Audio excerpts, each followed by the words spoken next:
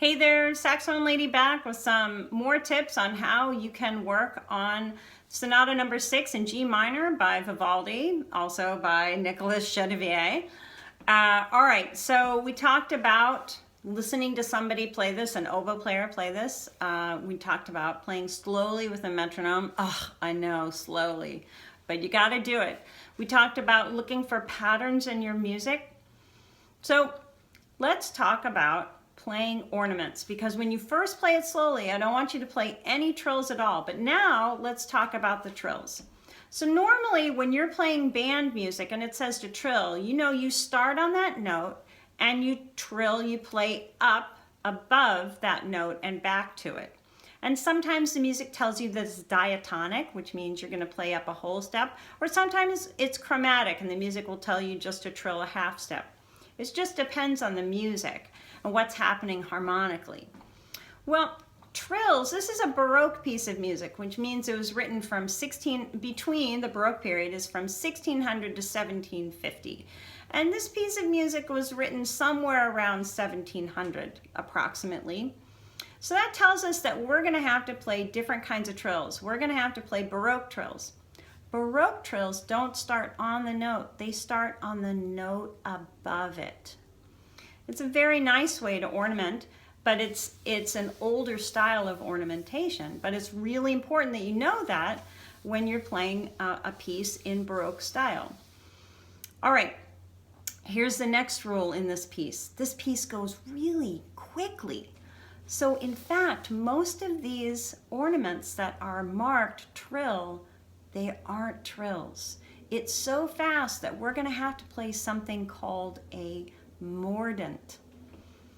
So there's a mordant and there's an inverted mordant. I know your head hurts now, right? Okay, we're not going to do any inverted mordants today. All regular mordants. So if we take measure 2, it starts on an A, right? And it says trill. And you're thinking, oh, I'm going to start on an A and I'm going to go to a B and back to an A. I'm going to go really fast between those. Nope. You're going to do a mordant instead. So you're going to start on the A, go to the B, back to the A, and that's it. And it's just going to be really, really fast. And it's going to sound like this.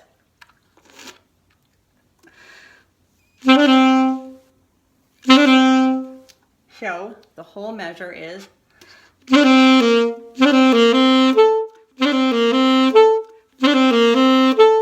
that's measure 2. Let's look at measure 4.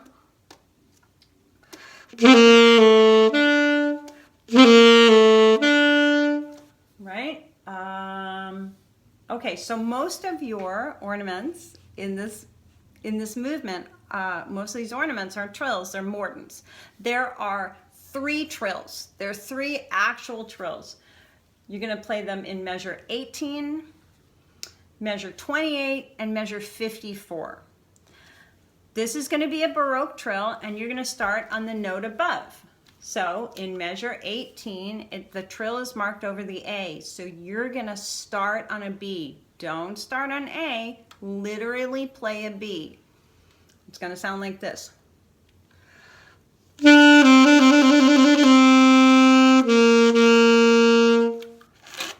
So if I play that whole measure now, measure 18, measure 28, sounds like this. And by the way, I'm stopping the trill on beat 3. That's going to give you time to move on. If you go past beat 3, you're not going to give yourself enough time because this music goes pretty quickly.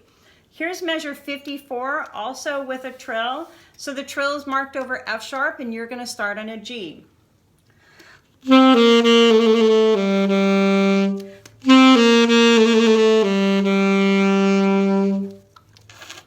Okay, so that's talking about trills, right? Which most of them are mordants. And we know that a Baroque trill starts on the note above. Okay, so let's talk about dynamics. There aren't any written in this movement. It's weird, right? Okay, we need to put some dynamics in because you need to make it interesting. And dynamics are one of those aspects in music that make the music interesting, and it makes people want to listen to you. And that's what we want. Okay, so measure 34. You want to actually make the pickup note, the B, into measure 34. You want to start at mezzo piano, and you want to play really quietly through that phrase all the way to measure 41. You want to put a little crescendo in measure 40 into 41. Okay, that's going to help you make that phrase because it's a really long time to play on one breath. Okay, because you're going to breathe before that B. And then you're going to do the same thing starting in measure 42. You're going to start on the C, and you're going to start at a mezzo piano level, and you're going to stay pretty quiet all the way through. Maybe start your crescendo gradually, measure 45 a little bit louder, 46, 47, 48, and then really nice and full in measure 49. Okay, so and I have some other thoughts as to where you could put some dynamics. It can be a forte at the beginning, and when that part comes back again in measure 8 into 9, 6, 7, 8, yes, 8 into 9, you want to maybe play that a little bit softer. All right, so put in some dynamics, make it interesting.